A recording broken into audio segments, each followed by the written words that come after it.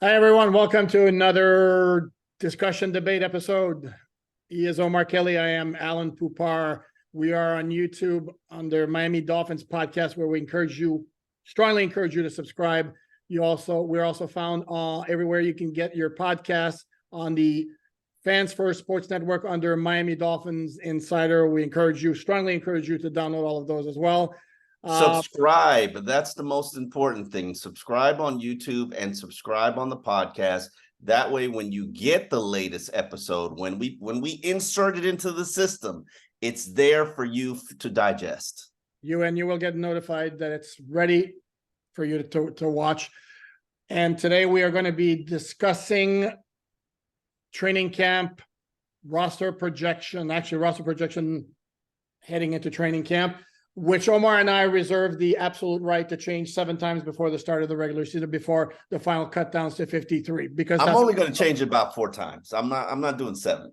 It's not like mock drafts where you do a mock draft before free agency, and then free agency dictates makes it mandatory for you to change your mock draft because they've now added a veteran and a player that you drafted. So no, I'll probably change my projection of the 53 probably about 4 times, but that's based on how injuries and how guys will perform, who rises to the occasion. Like last year, we talk about Troy Williams all the time.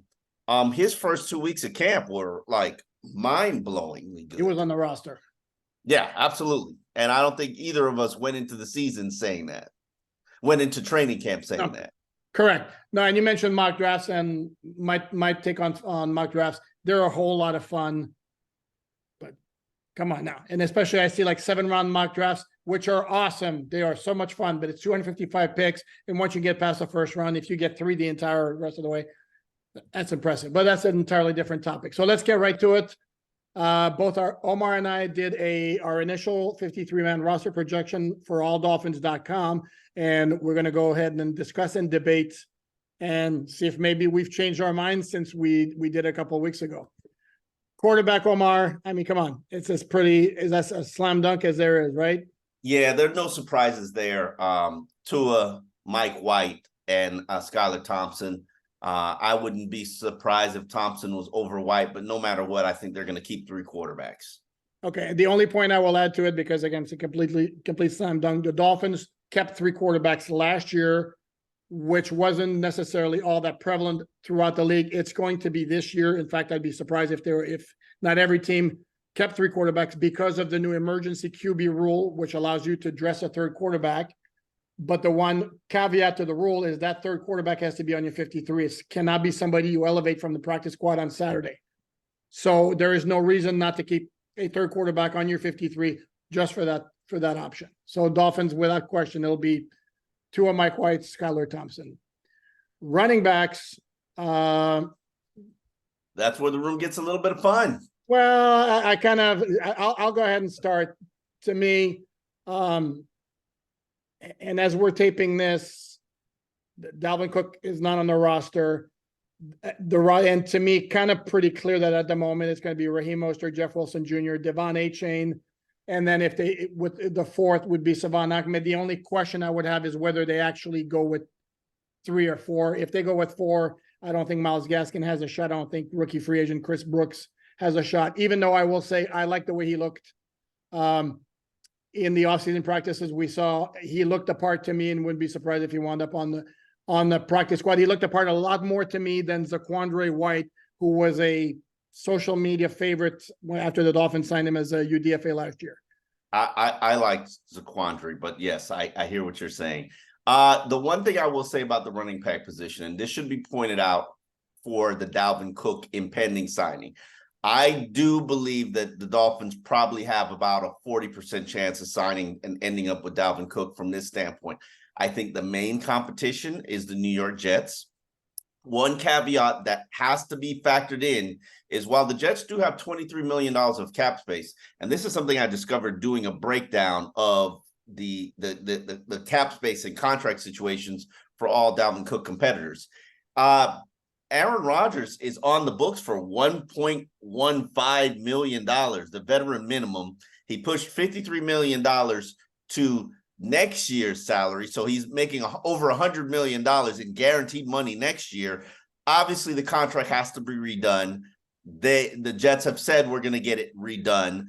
There's no way Aaron Rodgers is going to be a minimum salary player. So all that $23 million of cap space that the Jets have, don't count on it.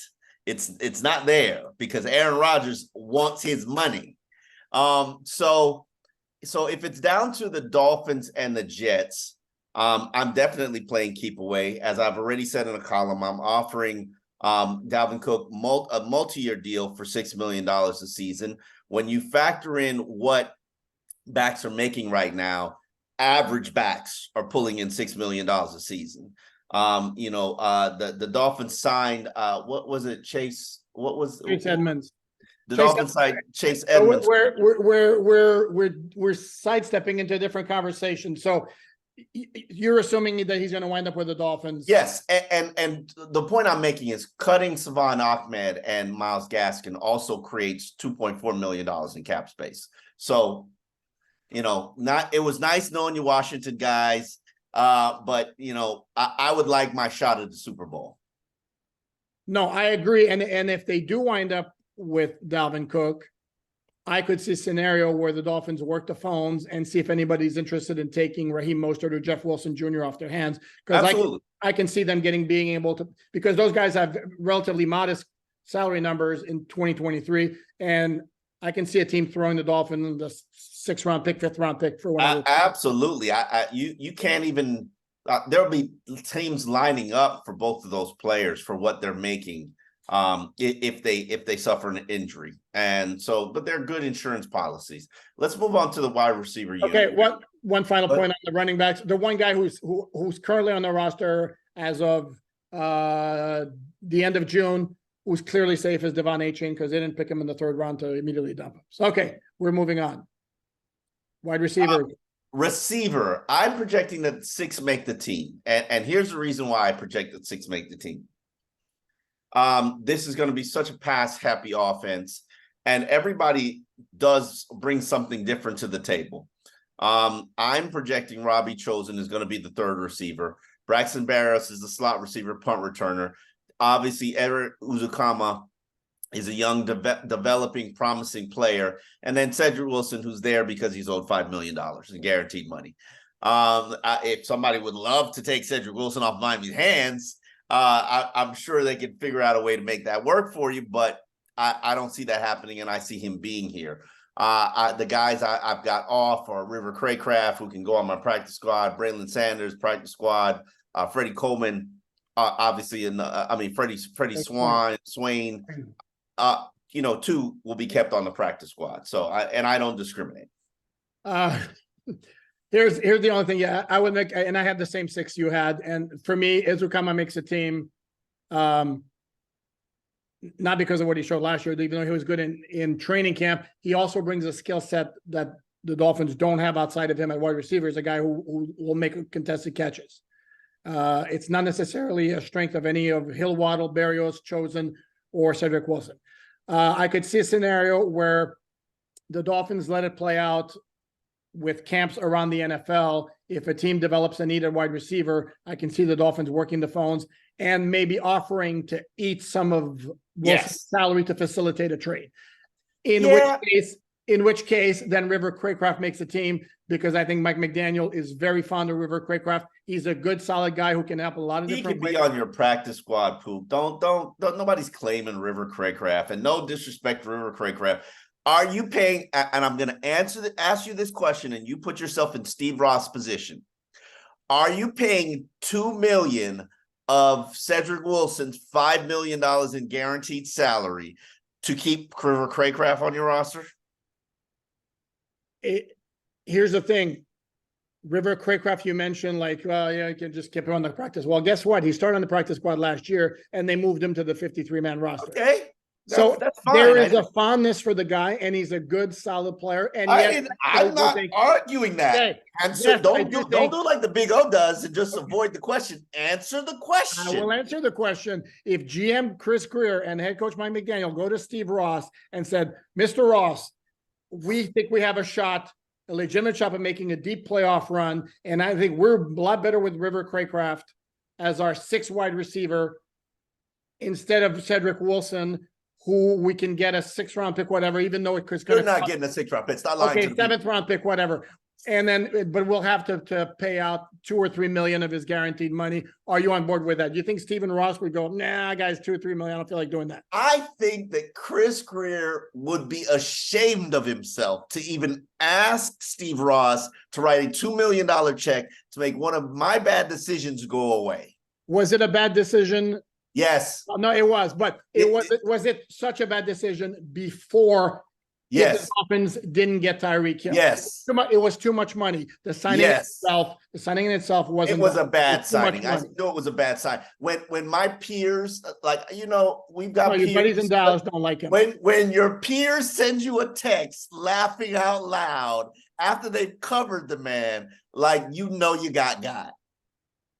Because of the amount they gave him, and I think everybody at the time said, "What, 3 years, 21 mil? Really?" I think everybody agreed with that part, but it wasn't. $4 million would have been a reach for him. Okay, he's not that player, and he's had plenty of opportunity to move his way up the depth chart. Robbie Chosen got here and instantly is ahead of him without knowing the offense. Come on, man. We don't know. We haven't seen a depth chart, but yes, Robbie Chosen looks better than Cedric Wilson. I don't think we can argue that. Yes, I agree with you. But I don't put it outside. You seem to think it's absolutely impossible that Cedric Wilson is not on the active roster if he's healthy. I say there's a slight chance, even though it probably less than 50-50, but I do think that it's a possibility.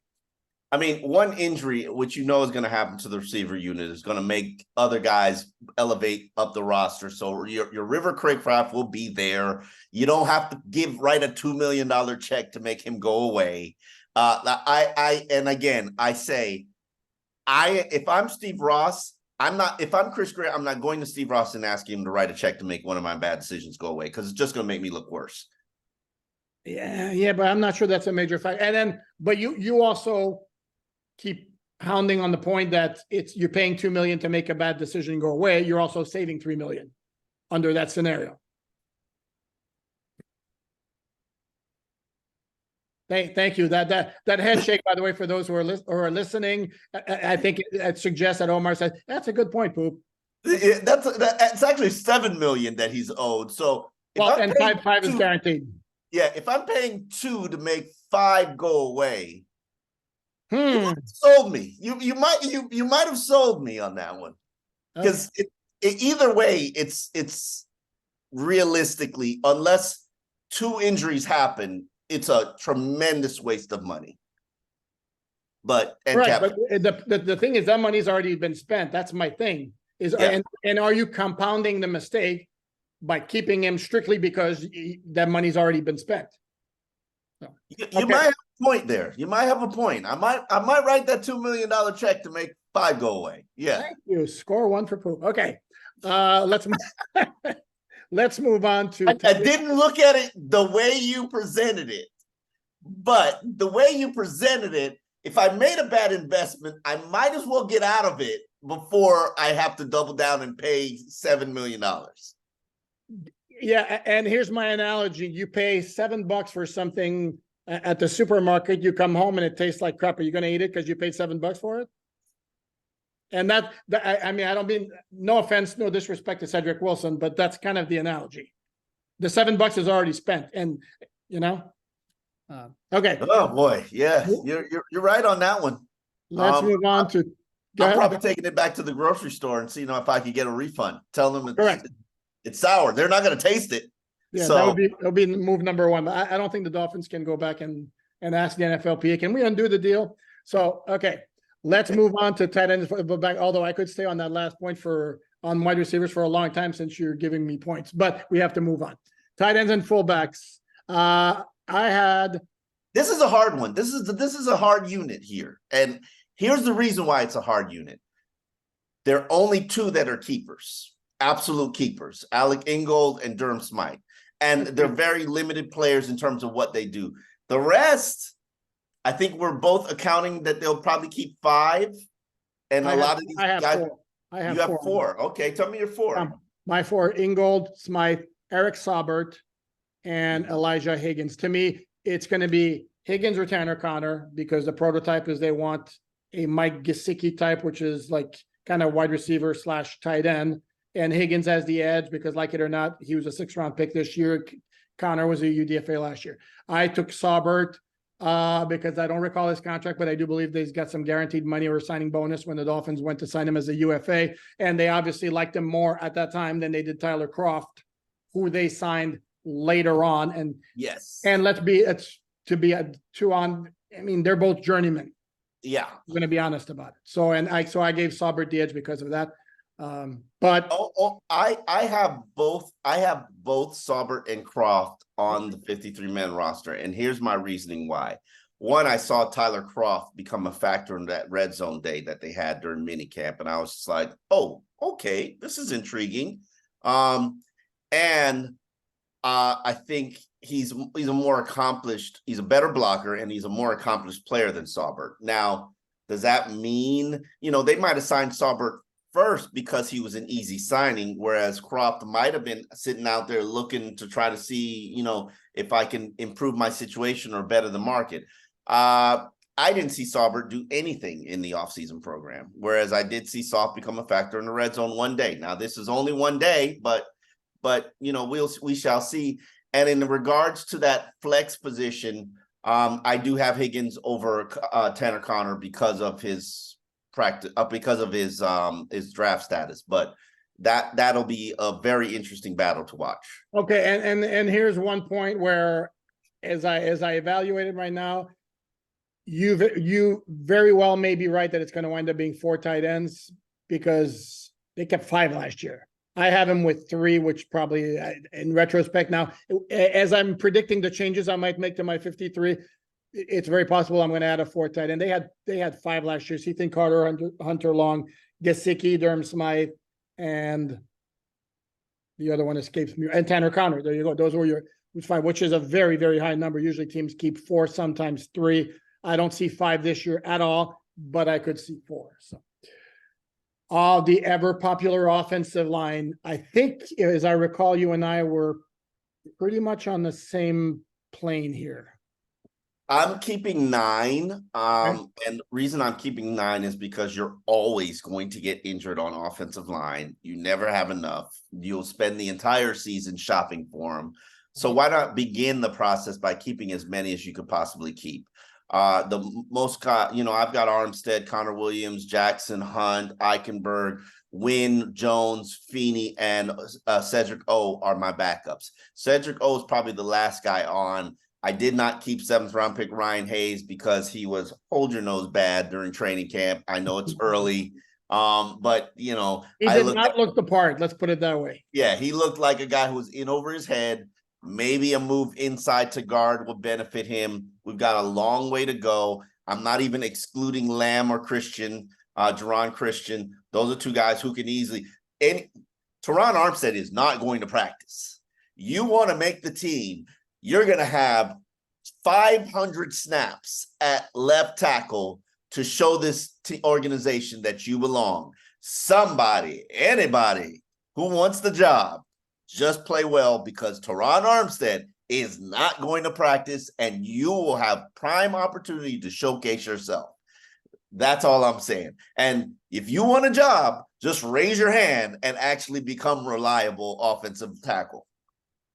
Okay, and I have the exact same top 8 that you do, but I stayed at 8, and my reason is basically the last couple of years, this is what they've done, and they just keep moving guys up and down the practice squad with the elevations, and I don't know that you need to have 9 on the active roster. I don't know that you're 9. This could be a situation where if Cedrico is my last guy off, if he shines in training camp and the preseason, maybe he convinces the Dolphins to keep 9. If not, I think they go 8, and Armstead, Williams, Jackson, Hunt, Eichenberg, Wynn, Jones, and Feeney are the 8. So it's pretty clear cut who the demarcation is between your frontline guys and then your other guys. Edge players, that was extraordinarily easy for me, actually. And this is with all due respect to Mitchell Agude, who looked borderline sensational in the offseason practices that we got to witness. Absolutely. But he's a rookie free agent, and the Dolphins have Emmanuel Ogbah, Jalen Phillips, Bradley Chubb, Malik Reed, and Andrew Van Ginkel, who I understand has been cross-training at inside linebacker as well. But for our purposes, and until we know for a fact that there's a move there that's permanent, I'm going to have him as an edge defender. And I don't know how you break those 5 guys. Yeah, I'm not even comfortable with the depth that you have at edge right now. I would be adding a veteran probably the week before training camp begins. This is a paper thin unit. One injury is gonna yeah, edge. You don't think edge? Ogbah, Phillips, Chubb. That's not a very, very good top. Ogbah, Phillips, Chubb. Okay, Ogbah doesn't play end. He plays defensive end. I mean, he doesn't play edge. He plays defensive end. I don't name me another defensive end on the roster. He's an edge player. I mean, in that nomenclature of the defense, he's an edge defender. In the same vein, pretty much as I mean, I don't know that he's going to be asked to drop back in coverage like Jalen Phillips has been, but he may wind up like in a 3-point stance in a 2-point stance at times, even if he's going forward all the time. Off for me are Cameron Good, Jarrett Nelson, Mitchell Agude, who, like you said, I was very impressed with. If he practices well, has good training camp experience, has good exhibition season, he might have to be a keeper. He reminds me a lot of Chris McCain, guys who have that athleticism behind the quarterback. They'll get snatched up real quick. Try to put them on your practice squad. So yeah, that's where I am. But again, I'm doubling down on the fact that I don't think you're deep enough at defensive tackle, and I don't think you're deep enough at edge players. You are missing one traditional 4-3 defensive end on your 53-man roster to keep you a multiple defense, and you are definitely missing a nose tackle. So how you want to address that, let's figure it out. Oh yeah, if they want to add depth on the edge, Melvin Ingram's still out there. Yeah, and he did some good things. He tailed off toward the end of the season, but he also did some good things. Interior defensive line, I really struggled after the top 3, man. Woof. No, there's nothing there. It's just filler. Christian Wilkins, Raekwon Davis, Zach Sealer, and I will make the point to everybody who will listen, all 3 are free agents at the end of the year. Yep. And maybe they get a deal for one of them done. I don't know which one. But yeah, even just watching practice, the rest of those guys, no, it doesn't cut it for me. I'm not good with it. No, and this is where I think the Dolphins, in fact, I wrote when I did my roster projection that there should be an asterisk, because I think your 4th guy, your top backup, is going to be somebody that they sign, a veteran guy that they sign a week or 2 before the start of training camp. Yeah, not just that, but I think that this is a position that you're going to be roster poaching, waiver wire rummaging throughout the season, because this ain't it, bro. The top 3 solid anchors, good players, development, roster depth. True, there is none. No, unless one of the young guys, Jalen Twyman, Josiah Bronson, Anthony Montalvo, or Brandon Peely becomes a major surprise in training camp at this particular time. Yeah, I mean, it's possible. It's possible. Sure. I remember the years, and you can recall this. Remember AJ Feely? I mean AJ Francis. Oh, your buddy, yeah. You loved some AJ Francis. I love AJ. I still love AJ Francis. He's a wrestler. He's a wrestler now for the I think WWE. I know he's done part of SmackDown. He's part of Hit Row. Charismatic guy. Was a good football player. But it was. I remember, and I've talked to him about this. It was like it was a 3rd week of practice, and this is when I always look for who's going to shine as rookie. Your 3rd week of practice, the 2nd week after pads come on, and these young players, they're like, holy crap, this is the game that I've just been playing my whole life. the light bulb comes on. They're no longer swimming in information, and they just go out there and play and do what they know how to do. And that's when you start to see who the wheat separate itself from the, I forget what the saying is, or never knew how to say it properly. But just the talent, you start to see talent just rise. So maybe one of those guys. I don't like any of their bodies, to be just honest. I agree. I agree with you, because the one who's got some size based on the roster dimensions is Brandon Peely, and I looked at him and it was like I know there's like quote unquote Paul Soliai comps, maybe because they're both Polynesian, but I seen Paul Soliai. Was a big dude, and Brandon Peely, you don't look at him. Big dude that moves like a cat. That man is a big dude that moves like a cat. That was not what I saw from Brandon Peely. Oh, I agree. Okay, inside linebackers. Another area where you are in trouble if you are a Dolphins fan. I like Jerome Baker more than most of this Dolphin fan base. 102 tackles his entire career, average per season. Yeah. It's sack producer, playmaker, used to be good in coverage. I don't know what happened. Well, playmaker? Come on. What letter grade do you give him as a player? Damn, you gonna do me like that? C+. Wow. You're lower? I was thinking B or B-, and I was, yeah. I mean, okay. I mean, C+ is not C++. That's marginal starter if you're C++. Bro, there are. I would struggle to give. What grades would you give? I'm trying to find a comparable player. Robert Hunt. What grade would you give Robert Hunt? Oh, for me, Robert, I like Robert Hunt a lot. To me, Robert Hunt's a B-, a B+ player. Sorry. Okay, B+ player. I probably do push up Jerome to a B-, and you know why I push up Jerome to a B-? Okay. Because he's durable. Availability is the most important thing in the NFL roster. Well, it sure helps, because if you're not playing, you're not making plays. Yes. Yes. But neither of us know what to expect from David Long Jr. because he didn't practice. Correct. We have no idea what's going on with Channing Tindall because he didn't practice. So, and then nothing last year. Yes. So you got 4 linebackers in Baker, Long, Duke Riley, Tindall.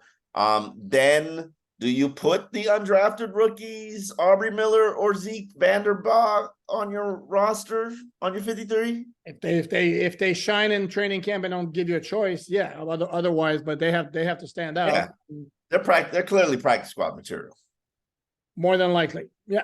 And this also is a position where, again, we have to mention Van Ginkel, who's doing some cross training. Maybe the Dolphins wind up sticking him there and wind up signing a veteran edge defender, or maybe they go out and sign a veteran inside linebacker to beef up the depth a little bit, because no, it is pretty thin. Okay, before we get cut off and run out of time, by the way, we're not even going to bother with the specialist, because I mean, it's going to be. Do you even see Turk competing? No, it's going to be Jake Bailey, Jason Sanders, and Blake Ferguson, and end of discussion there. Cornerbacks, I have 7, and the 7 is Davian Howard, Jalen Ramsey, Cater Kohu, Nick Needham, Cam Smith, Trill Williams, with a caveat that he's going to wind up playing possibly at safety as well. And I did have Noah Benogany on the right. You know what's interesting? Go ahead. You think Trill Williams can fit the Eric Rowe role? Think about it. Oh, but I do. And not only that, I think he can fit it better. Mm-hmm. If you recall, and actually, you know what? I had not thought about it in those terms, and we'll award you a couple of points for that, because that's a great pull. And Eric Rowe, if you recall, wound up playing at safety and playing very well at safety because he wasn't cutting it at cornerback. I don't know if he wasn't cutting it. I just think. Oh my Lord, Omar! Look at the first few games of the 2019. Mind you, the Dolphins were a mess in every way, shape, or form, but Rowe was not good at cornerback. All right. Yeah, I'm going with 6. And part of the reason why I'm going with 6 is because I moved Trill Williams to safety, and I do see him playing in that Eric Rowe tight end coverage specialist guy kind of role. I think Jalen Ramsey will probably also play that position as well, especially when you line up against Travis Kelce. Agreed. I'm going with Xavier and Ramsey, Kohu, Nick Needham, who I'm beginning the season on the PUP. No, training camp, you mean? Training camp or the season? Camp, yeah. Cam Smith and Noah Igbenogany. Noah, you can get him for a ham sandwich and a piece of bologna if you'd like a cornerback out there. That might be in one of those situations where I probably would give away some money for me to move him to clear up some cap space. How is that not admitting your mistake if dumping money on Cedric Wilson is admitting? I mean, these are two mistakes we're acknowledging. I think they're both accounting for like nearly $11 million on the cap, which is like, interesting point that we need to make here. Both you and I had Keon Crossan off the team. Yeah. As much because Dolphins don't need any money and they save $3 million off the cap if they dump him, not because of $3.2 million off the cap, getting rid of Keon Crossan. If he performs well, and he's an important special teams player, so I'm not disrespecting him, but I'm not paying $3.2 million for a special team player. For a guy who's going to be your 6th or 7th cornerback. I agree. I will throw out a name here also to keep an eye on is Bryce Thompson, the guy from the XFL. Yeah. He looked really good in the offseason practices that we saw. If he were to make a move and force the Dolphins to keep him on the 53, I wouldn't necessarily be shocked. There's something there. Yeah, I would agree with you. There's something there. I was intrigued. If it comes down to Bryce Thompson or Noah for the money, clearly, I'm going to say keep Noah because you owe him money. He's a guaranteed contract as a first-round pick. But you also know cornerback injuries in training camp. Correct. That position just gets watered down because they do more running than anybody else on the team. Correct. And soft tissue injuries will occur. You can't have enough. So Justin Bethel, Justin Bethel, Bryce Thompson, Keon Crossan, they're all going to have a chance to Ethan Bonner. I don't want to discriminate against my white cornerback brother. They're all going to have a chance. And I point out that he's a white cornerback because people don't realize a white cornerback is extinct in the NFL and has been for over a decade. Yeah. No, and I'm with him. I got to talk to that young man because he's the last of a dying breed. He is. Justin Bethel was actually good for the Dolphins last year, but the problem is you can't keep everybody. So, moving on to our last position, which is the safeties. Already we're different if you have, and again, this is where we're getting into semantics. For our purposes, and then if I listed Trill Williams as a cornerback, he's a DB, so he would be, if I count Trill Williams, and I got six safeties.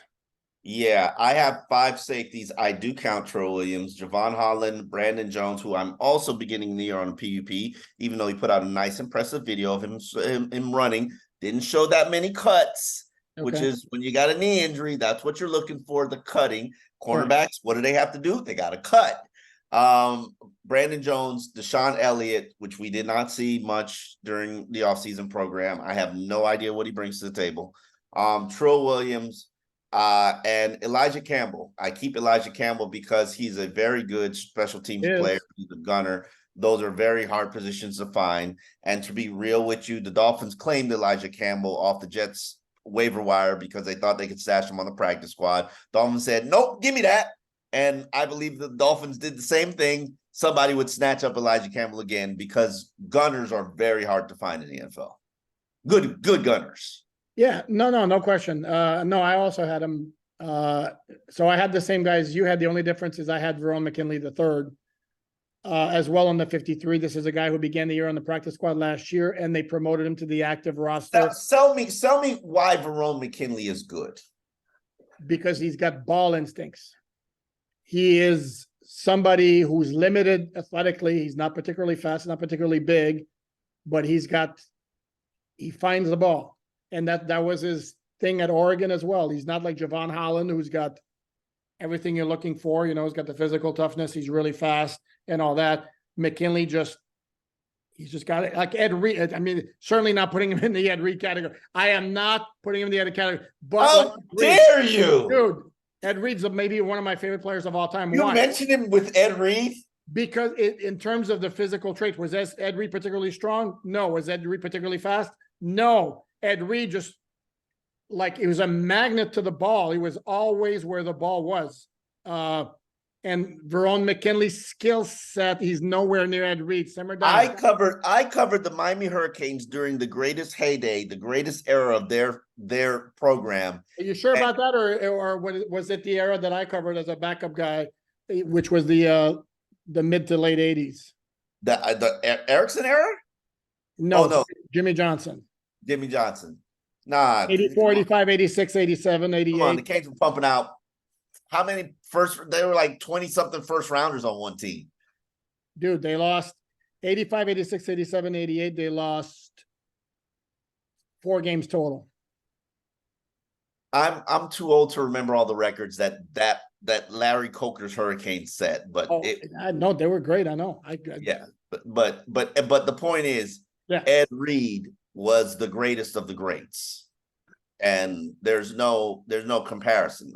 There were a lot of great players on that team. Ed Reed was the creme de la creme at the very top, first ballot Hall of Famer. You're not going to compare Veron McKinley. I am not comparing the two in ability. I am comparing. You did. You put Veron McKinley in a sentence with Ed Reed. You did. I put the two in terms of their skills. I didn't see you arguing with any of my points. Answer like you did to me earlier. Answer the question. Was Ed Reed particularly fast? He wasn't slow. Ed Reed ran like a 4.5. Come on, he was a safety. What do you want? Was he particularly strong or physical?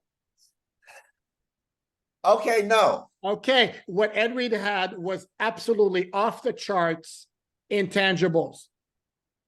I mean, no doubt. Stupid, brilliant in terms of play recognition, knowing where it was going to. Okay, Veron McKinley is not particularly fast and not particularly strong. His forte also is in having the instincts for where the ball's going, while nowhere near an Ed Reed level. I am a UM guy too. I love UM. I covered UM way back in the day, and I would not insult Ed Reed like that. No offense to Veron McKinley, because Ed Reed is an all-timer. I'm just saying in terms of why Veron McKinley. You asked me, why is he going to be kept on the 53? That's why he's going to be kept on the 53. I need to see it. I need to see it. Okay. Because I didn't see it. I mean, I know he had some interceptions during training camp, but I mean during one or two. I think 1 or 2 during the regular. Yeah. But he was no Bryce Thompson. Like no, Ed Reed. All right. Well, that's our 53-man roster. I think we broke it down. These are the super early projections, which are going to be changed when injuries take place and signings like Dalvin Cook happen. But this is the super early projections. Hopefully you have yours. Okay. And before we leave, we'll remind you, subscribe on YouTube, All Dolphins Podcast, and then download wherever you listen to your podcast on the Fans First Sports Network under Miami Dolphins Insider. He's Omar. I am Poupart. Until next time.